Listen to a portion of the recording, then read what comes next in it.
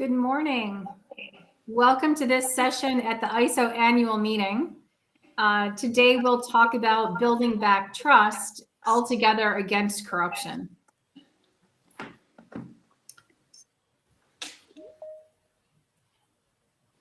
Today, the session that we are going to talk about really is about the fight against corruption. And when we talk about corruption today, we're really talking about more of a holistic look. So we're not talking about corruption only as bribery, but we're really also including in that all of the other financial crimes that happen along with bribery. So it can be money laundering, extortion, tax evasion, embezzlement. There's a whole host of financial crimes that go with this. In addition, we have other illicit crimes that are happening on natural resources, obviously human rights. And so that's kind of the goal of the topic today, is to understand how we can fight together against this kind of corruption. Of course, this erodes the economies, it erodes the trust in the organizations, it weakens our democracies and our rule of law, and it really hampers the progress of a company the more corruption that happens in a location. The challenge we have, though, is there's not an easy solution to this. These are big crimes and they're serious crimes, and there's not an easy solution. But I think that part of what we are here to talk about today really is aligning our approach to the governance and making sure that we are taking a pragmatic approach to look at anti-fraud and corruption measures in public and private sectors. And I'll throw in also in the multilateral organization sectors. So we're today looking at how ISO can support that and work together in helping us align the governance for anti-corruption. And so those are what we'll talk about in the panel today. Let me introduce myself. I'm Gretchen Jonker, and I'm the founder of Ventures in Moral Courage. This is an organization that I founded with the intent of working with companies that are interested in going beyond mere compliance, really taking a stand in moral courage. Today, we also have with us Francis Ben Kaifala, and Francis is the commissioner of the Anti-Corruption Commission in Sierra Leone. So he has a big job and a tough job. And so we welcome you, Francis, to the call today, to the session. We also have, coming from OECD Anti-Corruption Division, we have Tanya Kavanska. And Tanya is another person who has been tiredly working in the anti-corruption realm for some time. So bringing an OECD voice to the conversation, we have Tanya. And I have a new friend now, Mr. Advali Ongundeli, and Advali comes to us from Interpol. He is an anti-corruption officer with Interpol and is also someone who can speak to all of the complications of international financial crimes. So Advali will be talking to us about that. And our keynote speaker today in the panel is Ms. Epsi Campbell-Barr. And Epsi was the vice president of Costa Rica for some number of years, and at the same time also worked with the United Nations Secretary General to champion people of African descent. And so we welcome these panelists. I think we have a great discussion today. And we have someone who works on a cabinet of a head of state, someone who's putting together international investigations, someone who's bringing together the economic standpoints of things, and of course, a commissioner working on the ground in a country. So this group of people today, we should have a great discussion. I'm looking forward to it.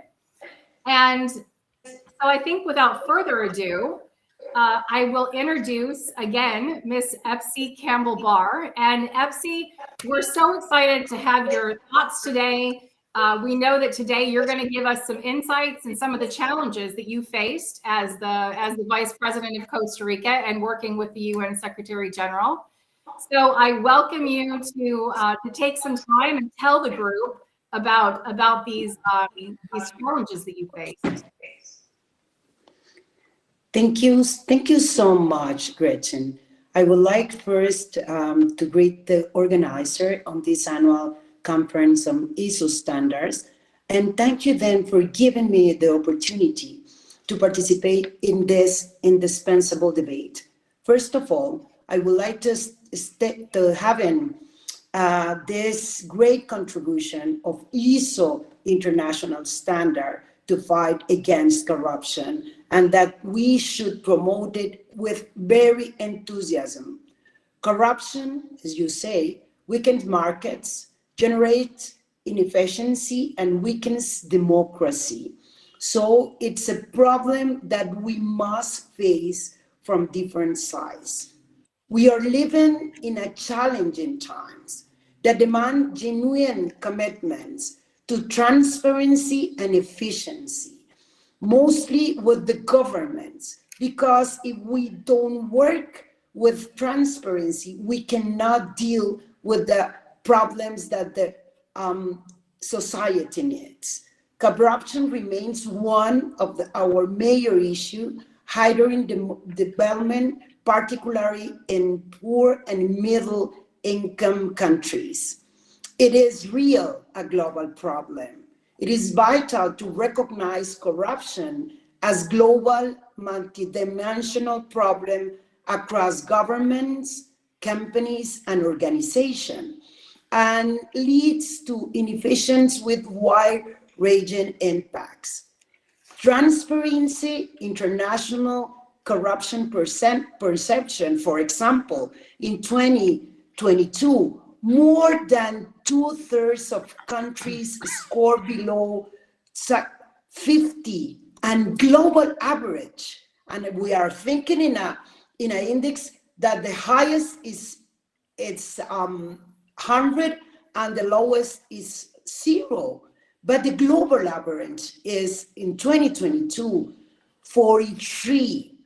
Perhaps most of 155 countries have made no significant progress since 2012, more than 10 years. Most of the countries don't do well. The damage caused by corruption goes to beyond financial system and management of resources. It erodes trust. The legitimacy of the state's apparatus is crucial in preventing rise of totalitarianism and populist regimes exploit citizen unrest and dissemination. Transparency is the key. Combating corruption leads to increased confidence and stability. In a clean system, public funds will reach their intended destination, providing an extraordinary opportunity to modernize the state apparatus and restore political system credibility. Transparency is the key, because at the same time, modern society are moving towards open data system that seek greater citizen control and participation. For transparency, participation is the key. It's imperative to concentrate our effort on raising awareness among stakeholders. I would think in public and private, regional communities and international level. By improving different ways to transparency, we have the power to enhance efficiency, accountability, and integrity. It is crucial to put the international standards and best practices to guidance that will help everyone to prevent and mitigate the risk of corruption. Their standards, therefore, represent significant improvement opportunity for our countries, particularly in accompanying the platforms and opportunities to share best practice. By adhering ISO standards, we can significantly contribute to achieving global goals and addressing challenges such as those in the 2030 Sustainable Development Agenda. As we know, we are now in the SDG Summit, looking what we are achieving as global, and the corruption don't permit us to advance that we need. In September, I'm honored to have this opportunity to speak here because ISO standard is fighting for corruption. And I would like to point us an important step that UNOPS, which platform an important public works that is developed country, is promoting a new perspective on fair and equitable public management, which I believe will contribute to fight corruption. A good example, it is another good example in my experience as Congresswoman and Vice President of my country, is the law against corruption and illicit enrichment that has been in force since 2004 in Costa Rica, and that I was one of the responsible to approving when I was a Congresswoman. Another example of good practices is to promote transparency and codes of ethics that signed by public officials when they assume their position and are made public knowledge. It is important that the people have this code of ethics to analyze the real commitment of the government. We use that tools in Costa Rica in the periods 2014 to 2018 and also 2018 to 2022, because it is so important also to engage social organization as social controllers of the using of public budget and public all the issues that the government have to use. I have to finalize that saying to you that we need to put in the center of the debate of the commitment of the governments with an alliance with the private sector, this new agreement to fight against corruption, because it's the only way to achieve a real democracy and, of course, a real development for those who need it more. Thank you so much. So, Epsi, thank you. Those were some great comments. I was taking notes frantically because you had so many nice things to say, I think. Just to summarize, and I think to tell the audience the things that I really pulled out of this conversation is, one of the things that I heard quite closely was that corruption really affects the resources of a country because it's expensive to have to fight corruption. And so that's a challenge.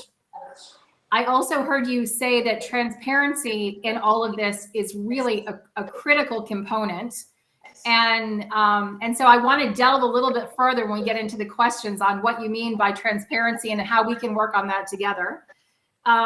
But you struck me, I think allowing for citizen participation, I think that we've seen that in a number of cases.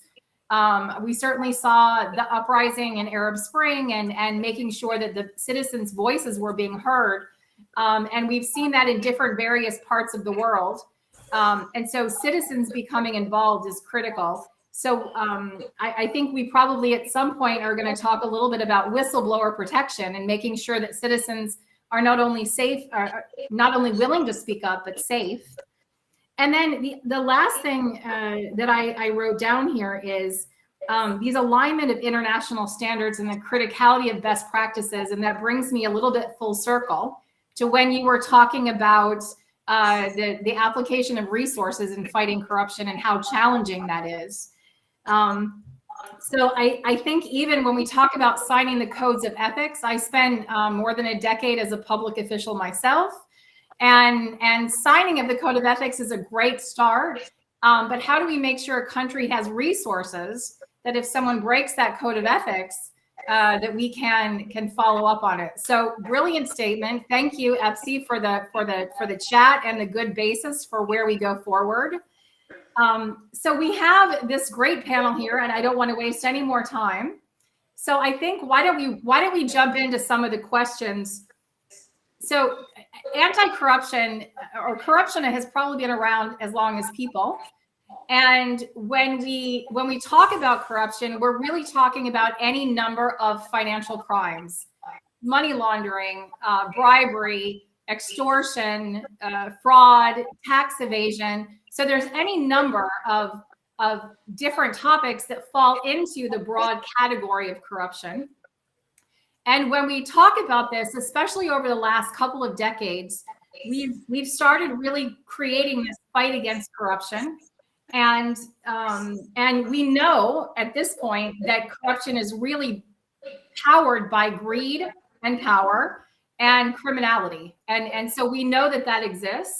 We equally know that transparency, free speech, whistleblower protection are really powerful tools in fighting corruption, whether it's public or private. It's on both sides of that table. And when I say public, I also want the audience to think broadly. So it's not only public as in national governments and national employees of states, equally though of the multilateral organizations, the United Nations, WTO, and all of the other multilateral bodies that go with this.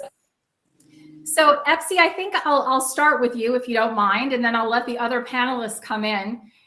When we start looking at how we fight corruption today and staying ahead of the curve, what is it that we need to do? What tools do we need to fight corruption today? Thank you so much. I want to make a list that we could use to fight against corruption. The first one, the tools that we need to fight for all levels of corruption, is clear and generally known regulation through accessible means to all the population. The second is transparency in public procurement through accessible public platforms. The third one is accountability with public budgets accessible to public knowledge. The fourth one is effective and apolitical control structures and institutions. The fifth is efficient and a political justice system, because it is so important that we have those places to fight against corruption. The fifth one is, of course, citizen participation. We need those kind of spaces that the population have the real information about the use of budget. The seventh one is external control bodies and the use and promotion of regulation as ISO standards. The government have to use and the private sector have to use the ISO standards for fight against corruption. The eighth one is incorporate transparency in the educational system as a citizen responsibility.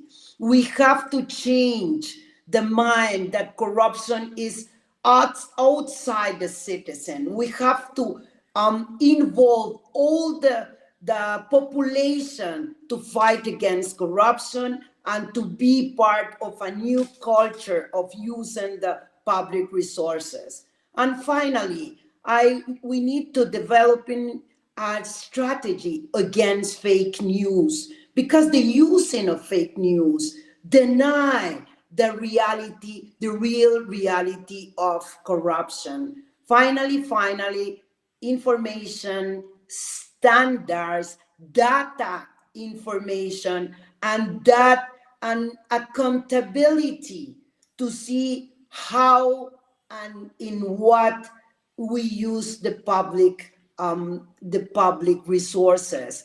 But this has have to be in alliance with the different sectors. Thank you so much. Thank you, Epsi. I was again writing down your list to see what we still have yet to do. I'm going to ask Tanya and Advali, what about you? When you start thinking about other tools that we yet need, to fight corruption. And again, this is at all levels. Do you have anything to add to EPSI's list? Is Taya going first? Yeah, please go ahead, Taya. Thank you, Adewale. I'll be quick. I think that it's very exhaustive, and I very much like it because it really goes through the whole structure of what there should be in place in any country in order to fight corruption. I think the only few points that I would like to add have been mentioned, but just to kind of delve into them is, of course, it is important to talk about, in addition to policy, the preventative measures that maybe will be talking about, such as whistleblower protection, reporting mechanisms that should be in place.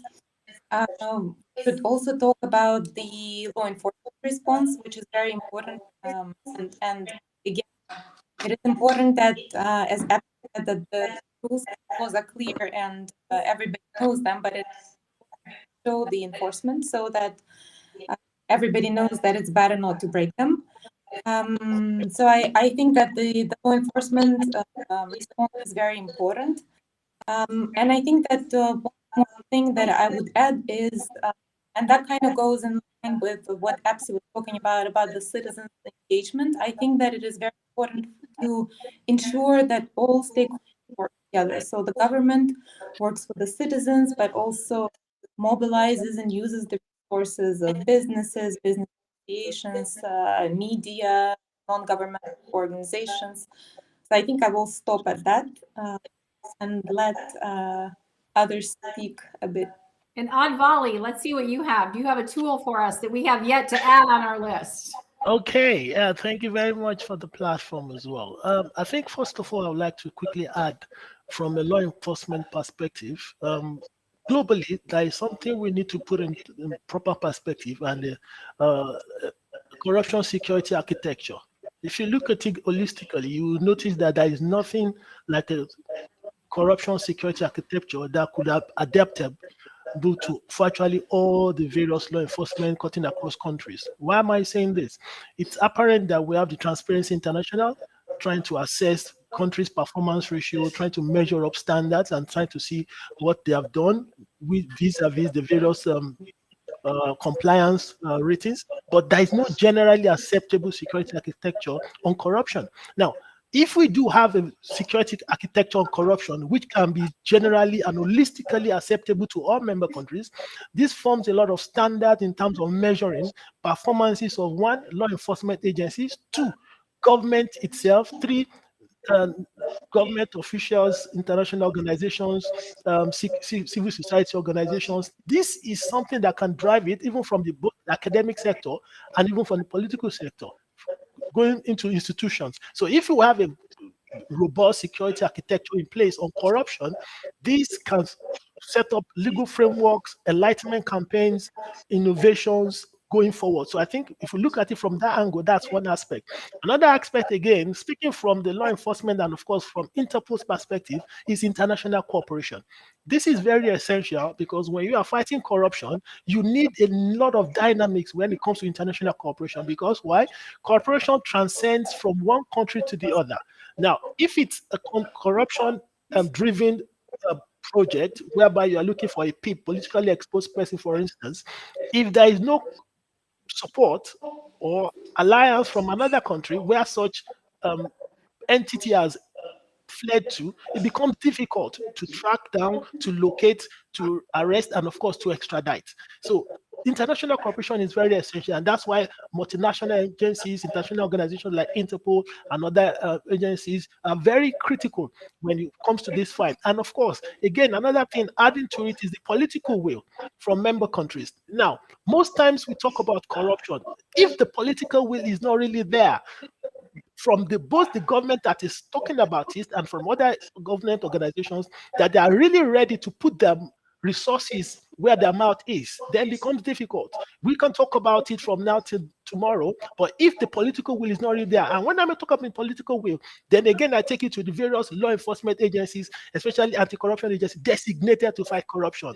There is a lot of interference by the government and the government as it were. Yes, some countries have these agencies, but they are not as independent as they ought to be. And this is very critical for you to be totally adaptive to fighting corruption. Your anti-corruption agencies must be seen and be known to be really independent. And this transcends again to the next level I'll talk about is the proficiency of the judiciary. When you talk about the judiciary has to be really independent with a lot of resources at their disposal, which means that the bench, the judges, the magistrates, the courts must be well adequately funded and independent, devoid of any political interference or political will. So these are critical things because they are a chain reaction.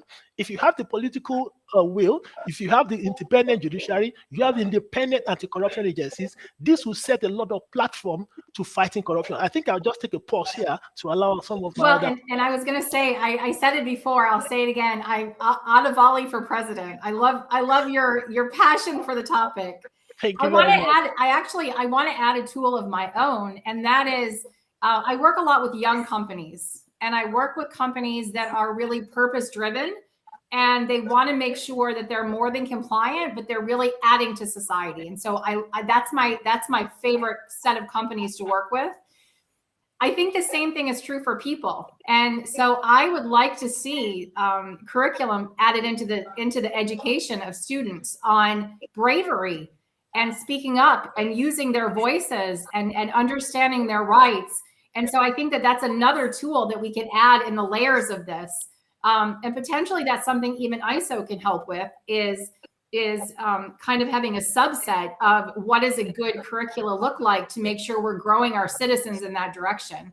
And I think that ties back in both with what Epsi mentioned and Adewale, also what you did.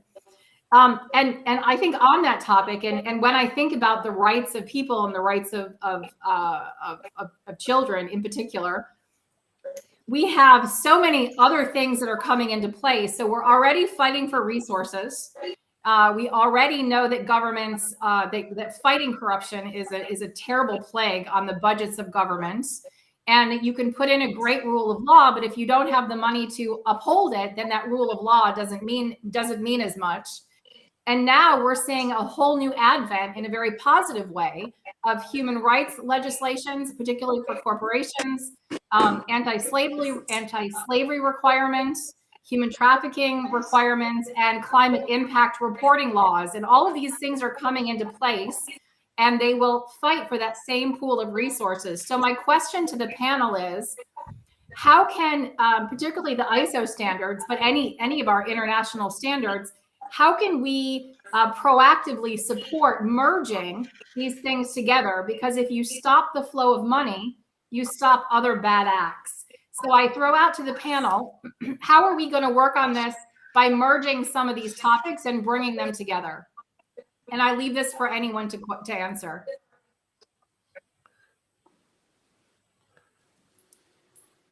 Let me start to say something. The first thing that I think is that we need to make a very powerful international alliance against corruption and for transparency, because it is a real problem in all the issues of development. And if we think about the necessity to make possible the inclusion of millions of people, we have to deal with real commitment in an international arena and local and national arena against corruption. And that means that the people engage different an agenda. That means that we need to use the legacy, but also to push the politicians to make their own part, because this is not an issue that we can see only in a side, as we say a lot, but it is important that we support a new international platform, not formally, but informally, to deal with anti-corruption issues, but also to promote a new form, to a culture form and transfery form to deal and to achieve the most important goals that we have as society. And I'm curious, I'm actually going to ask a sub question, Epsi, off of what you just said. And I'm curious again for the panel. I agree with what Epsi said, that we need an international platform to address these crimes.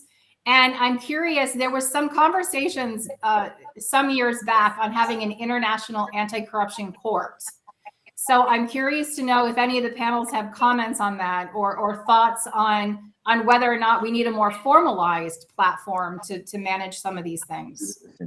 Yeah, this is Francis. I would like to comment on that.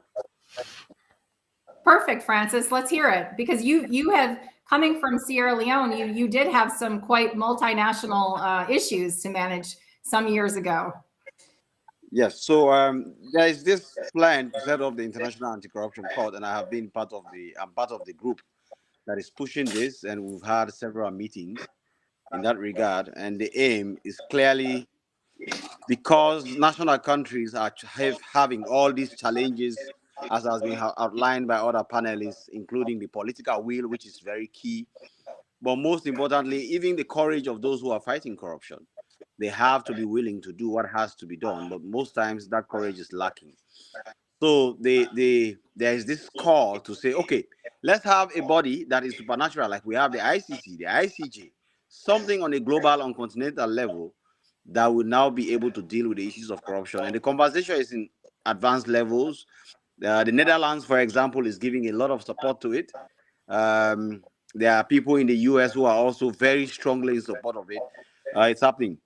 But my view is, until that is done, which really requires a lot of international consensus, we who are fighting corruption need to take up our roles with a lot more courage. And of course, the environment has to be created for us to do our work, including the political will. And there has to be pressure coming from the people, the civil society, to join and support what we are doing so that the results can be better, to ensure that a lot of other anti-corruption measures work, including those that support the ISO standards. Thank you. Francis, great statement. Thank you for that. I appreciate, I kind of threw that side question in, but I have to tell you that was a great answer. And I'm glad to hear that there's progress on it, especially coming from my country of the Netherlands. On the back of the question, though, I want to ask, these crimes rarely happen in a single country. Almost always we're going to cross a border. There's going to be any number of bad actors, whether they are in the state, whether they're in a corporation, a multilateral organization, or even now with the advent of some of our terrorist groups, they may be none of the above. So when we start looking at limited resources, multiple jurisdictions, multiple bad actors, how can we bridge this gap between policy and enforcement to develop usable and effective standards against, and at the same time stay ahead of that new legislation? And I think, Advali, you're coming at this from an Interpol perspective, and Tanya, you're coming at it from an OECD perspective. So I'm particularly interested to hear, I think, from the two of you in terms of the multi-jurisdictional perspective. So Advali, do you want to get us started? Exactly. Can you hear me?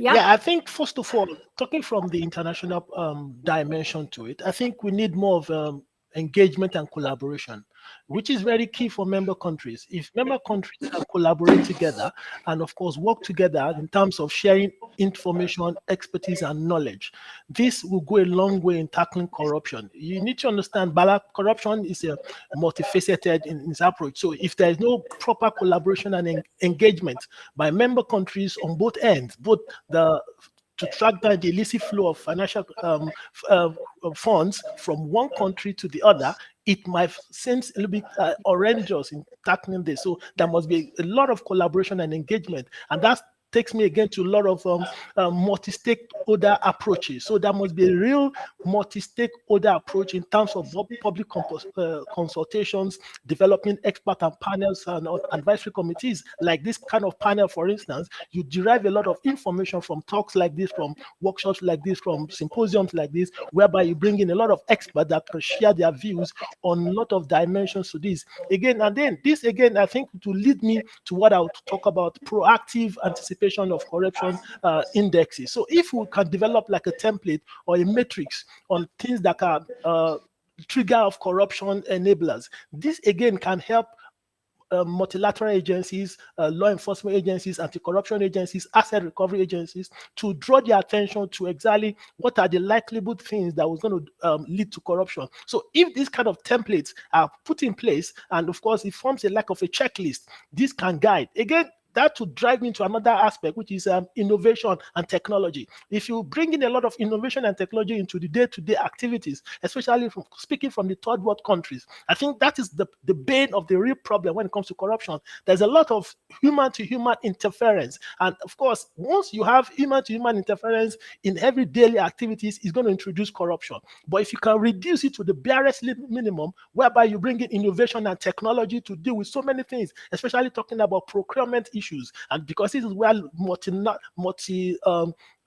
natural frauds in terms of billions of funds are siphoned through procurement, through engagement of business transactions. So if you reduce this aspect, especially using technology to adopt and to bring in innovations into these dynamics and change the modus of business transactions, cutting across public agencies and public institutions, this again will reduce.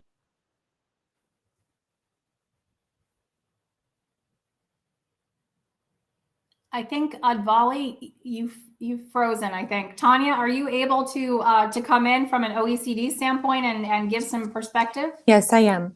I think I will support, first of all, what Advali said, because for OECD, I mean, we're not just the standard setter, but we're also the standard enforcer. And I think that that's the beauty of the Working Group on Bribery, which is the body which monitors the enforcement of the Anti-Bribery Convention of the OECD and the related instruments. So in order to enforce it, there are several instruments of how we do this, so several tools. One of them is the monitoring, which probably everybody here is aware of, which was called the golden standard of monitoring by the Transparency International for its rigor. But also we have specifically cooperation on the actual cases, the law enforcement cooperation, which is afforded through the convention. So again, this is, as I said, to support what was just said before. These are transnational cases. So for transnational cases under the convention, we have instruments in which the countries are invited and do so in practice to create the joint investigative teams, to have consultations on the jurisdiction division and on parallel investigations or on joint investigations when that is possible. Because as we progress and as we have more cases that are being investigated by our countries, we see more and more intersections between different jurisdictions, and we see much more space for international cooperation, and it is working. So OECD recently has updated one of its instruments, which is the 2021 recommendation, anti-bribery recommendation, which talks quite in depth and provides new tools and new solutions on how the law enforcement can work together on these types of cases. So I think that there's a huge space for international organizations in addition to what the national jurisdictions can do, especially when we talk about big transnational cases. And of course, there's a lot of space for international organizations, as I said, on the monitoring of the standards that we set, because if we look at just the OECD's convention on combating foreign bribery, you will see such standards as the legislation that should be in place, the independence and the resources of the investigative bodies and other anti-corruption bodies. So about basically all of the things that we have been discussing here are existing in different international instruments. It's just that the instruments are just as good as their enforcement. No, exactly. And we do the circle of resources again, don't we? Don't we do exactly. that? So No, but I love to hear that OECD is also working on that. I think one of the challenges, and it's the next question that we have here, is Advali touched on it, that the more human interaction we have, the more likelihood of having corruption. And there's a lot of I think case studies that can point to that. So human behavior is what drives corruption. We know that it's power and money and criminality that people are after, but in the end, it's all human behavior. So I think I want to ask Francis and I want to ask Epsi from two different levels of government. Epsi, you're working at the cabinet level, and I imagine that most of the people at the cabinet level in the president's office are talking with the high level officials. And Francis, I think you probably have more of a gamut, and you see happening on the ground and working with some of the law enforcement agencies and maybe some of the citizens quite often. So I'm curious to know from the different parts of government, how can we address behavior and human behavior as it relates to these crimes to make sure that we have a culture that is open to anti-corruption? So Francis, do you want to get us started? Yes, thank you very much. We understand, and many countries understand, that fighting corruption, really the bedrock of fighting corruption, is prevention, which includes limiting human to human interaction. For example, in my country, we are strongly a cash-based society. So everything from licenses to other facilities, you have to pay to someone who later has to pay into a bank account, instead of the other way around, whereby people don't touch money directly and those you are dealing with don't interact. You go to platforms, make payments, and access facilities. So these are serious challenges we are having in trying to address corruption. But the real problem with that is because those things are not cheap. Ensuring or limiting human to human interactions are expensive. Prevention, which is always said to be better than cure, is actually quite expensive, and our countries are not, either they don't have the resources to engage in it, or the political actors who make decisions on resources are not really willing to invest in it. So it affects us. But more generally, I think more countries should involve in this, making sure that there are systems and processes in place that prevent corruption, that reduce monopolies, that ensure that the opportunities and incentives for corruption are removed. And the best way to do it is to ensure that people don't have contact with each other as things happen. It removes clear discretion and makes sure that systems work better. But also, we need to work on our mindset. I mean, one of the ways countries change is the way how people themselves support the fight against corruption, and they themselves are willing to be agents of the fight against corruption. And we have to ensure that there is massive public education in countries where these are low, so that the people can understand first what is corruption. Because there are many countries where you speak to people, they don't really understand these sophisticated corrupt issues that we are talking about. But sometimes they don't even understand the basics of corruption. So a lot of public education has to be done to improve people's understanding of corruption and how to deal with it. I agree. Thank you. And Epsi, I have about 30 seconds. Do you have any comments, any last thoughts for us on how, from the senior level of a government, how we can manage the behavior side of things? Thank you so much. First of all, I think that first and foremost, the fight against corruption must be an explicit challenge in the cabinet. It is impossible that we deal with that if it's not an explicit objective of the cabinet. The second one is teaching by example. I think that this is the way to change behavior. And also the establishment of internal accountabilities mechanism. It is important inside the cabinet that have said. And after, last and not least, I insist that it is necessary to establish codes of ethics and external ethics tribunals that permit us to deal with the corruption issue. Thank you so much. No, thank you, Epsi, thank you. I think that those were all brilliant ideas. Okay, now we are going to take some questions from the audience. And while I wait for some of the questions to appear to me, I think that one of the things that I wanted to bring back into the circle and the conversation is when we talk about the tools. I think another thing when we talk about innovations, it's not just limiting the people-to-people contact, but it's also how can we use the data that we have together to make sure that we can support investigations, that we can spot risks both in companies and in governments. And those are tools that we can use. I have the first question from the audience. How do we change cultural roots of corruption? And I think that comes back to this conversation about culture. Does anyone have thoughts? Because corruption runs deep. And so how are we going to change our the cultures where corruption is inherent, which is embedded?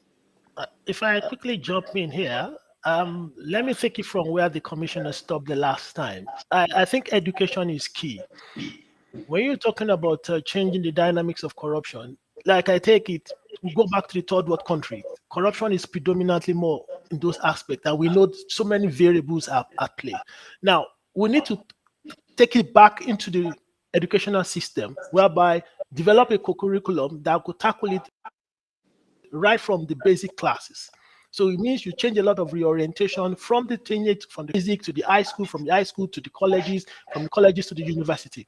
That will give you a lot of dynamics to changing the mindset of the people, especially the upcoming generation, because the generation that are already at the top, they've already formed a mindset of theirs, which seems very difficult. That's one aspect too. Again, let's talk about enforcement. Enforcement is very weak. Yes, there are a lot of legal frameworks by countries and corruption agencies put in place. But in terms of enforcement of these frameworks are mostly weak, especially again, talking about developing countries. They have, most of them have these frameworks in place, but in terms of effectiveness, they are very weak. Thirdly, I quickly had is in the punishment ratio. When you talk about the punishment assigned to these offenses of corruption, if you look at it critically, if you check the statistics, in third world countries, in terms of punishment for these crimes, are at the lowest ebb. Now, this again does not serve a good parameters for the public. If the punishment being meted up from the judicial sector, I'm talking about the judges now, has a lot of impact, because if you can take it from the top and you have a very high sanction, I don't want to mention some countries here. In some countries, if you engage in corruption, it's death penalty, which is capital offense. Now, of course, I know the human rights are not too pleased with this, but go and check the statistics of those countries that have capital punishment for corruption-related matters, drug trafficking-related matters. You will see that corruption has dropped to the lowest ebb. Of it, they know the consequences there, and they know that the government is ready to go all the way to enforce it. So you can see that it's very key. And finally, I drop the anchor here. Again, the judiciary is the key. The judiciary, we need to have a total independent judiciary with a lot of those judges to be dynamics, evidence taking. This is the 24th century. Now, as law enforcement officials, when you go to court, you are going to court with new approach of evidence-based approach and intelligence-led, which means that most of the judges are not so much abreast. When you talk about criminal analysis, you're giving up a lot of analytical products, and you're providing us look at, and that's where the government comes in. Thank you very much. No, and Advali, I agree with you. And actually, there's another question on the back of this that I'm gonna talk about. So you mentioned having harsher punishments. I probably would take it a step further, and I would say harsher punishments for individuals who give bribes and who accept bribes, so that there's an individual consequence. If we look at a corporation that has a corrupt act happening, it seems to me that maybe personally attacking the finances of the person, or even potentially jail sentences, that would deter corruption coming from corporations. And I imagine it would be the same with public officials. So on the back of that, how do we best protect against organizations that are found to have acted in a corrupt manner? And I'm going to ask Tanya, because you work a lot with corporations in OECD. Do you have thoughts on how how do we protect against repeat offenders in this space? Thank you, Gretchen. I will try. So there are different ways of how this can be approached, but I think that number one is kind of negatively is first is debarring such organizations and basically depriving them from the possibilities to do business further and to gain benefits from whatever activities they're engaged in. So that's a system which is in works internationally and also nationally, and we promote that to be the case in all of the countries that are members of the Working Group on Bribery, and also internationally speaking, also for financial institutions, international organizations, and so on. That goes further to all kinds of public advantages, not just public procurement, but also public state aid and any other licenses, permits, and so on and so forth. And then, of course, there's also a positive aspect to it is the incentivizing, which we believe is important and has come up a lot, is as to how do we incentivize the behavior of others that are not engaging in such acts, and how do we give them benefits so that basically this would become something that that everybody would want to follow, as an example. But I think that to answer your question, number one is debarment, and then of course setting the clear rules, following the rules, enforcing them as was just said, which is very important, because if the sanctions are applied, that's a very good preventative mechanism that works very well. And then, of course, a lot of due diligence instruments that come into play that should be also included, and that's part of the ISO standard and part of the international standards. So that's probably the general answer.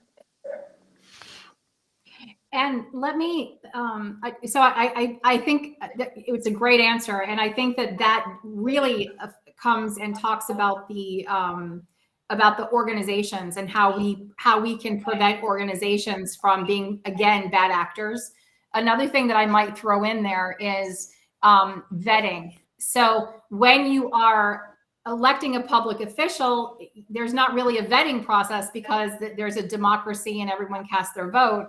But when we're appointing people to public positions, or when we're appointing leaders in corporations, we have the opportunity to vet them. And so I think that that's another tool that we can use to prevent individual bad actors from joining an organization and taking it the wrong direction.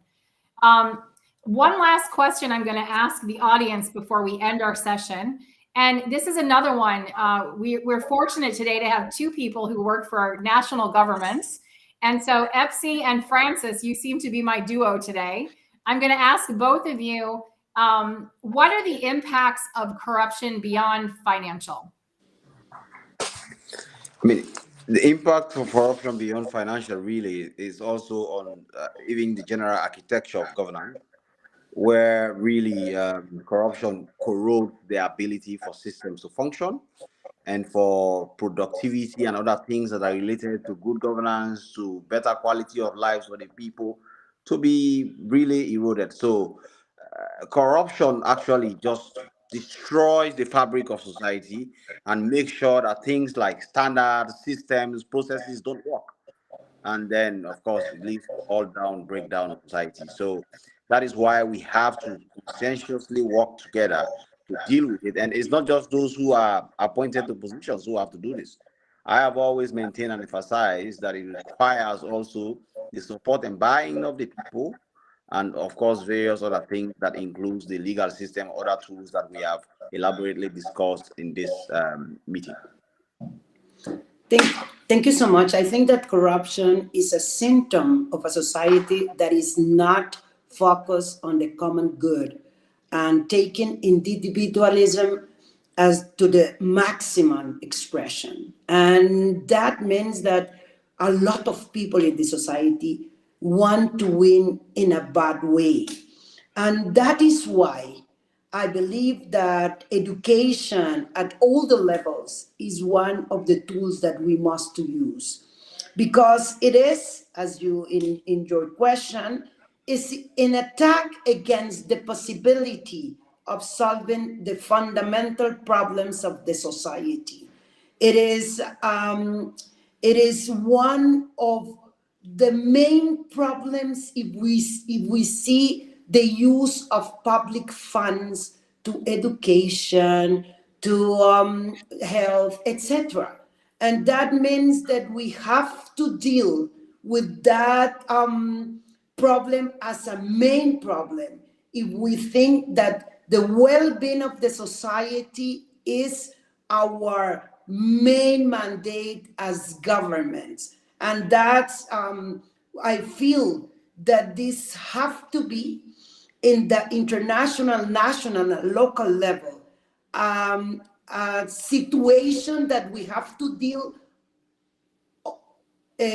obviously all the day with different tools, because it is impossible to achieve development with this profound corruption that we have. I can't agree with you more than that. I mean, I really, when Francis was making the statement about the total breakdown of society, I think we've seen that around the world in all countries. And if we start looking at some of the national elections that are taking place around the world, we see that corruption really can impact even something as simple as democracy and appointing our public officials.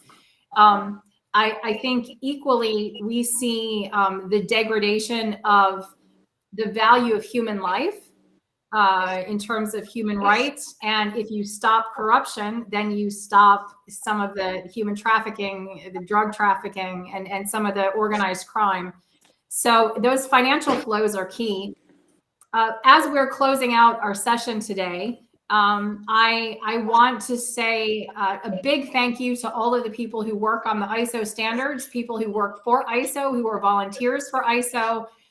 Without alignment and having clear international standards, it's very difficult for organizations to know which way to turn. I think that we've learned today that these public-private partnerships become more and more critical. I think that we understand that even an organization like Interpol, which is very, very security-based and very law enforcement-based, needs partners in the private sector, in the public sector, in governments, to make sure that they can do what they need to do and have the standards in security. I think that when we start looking at technology, there are companies in the world that are putting all kinds of funds into technology to make sure that these things exist in the world. And so I would also encourage from the private sector, companies who can fight corruption with the technology that they have, to bring those technologies to these public-private partnerships. When I think about organizations like OECD and the ability that OECD has to support us in enforcing international standards, but also on things like beneficial ownership and driving the need to make sure that we have a full transparency of who owns what money in what countries, and potentially even on the tax side of things, and making sure that everyone is paying the taxes that they should be paying. So I want to thank everyone at ISO who's working on the standards. I want to thank these panelists so much. We've had a great time getting ready for the sessions, and I hope to keep them in my network now for some time. And so I think today we end the session with this. And thank you for listening. Thanks everyone for fighting the good fight against corruption. And maybe one of these days we can actually meet in person, if not in Brisbane. Thanks so much. Ciao. Bye-bye.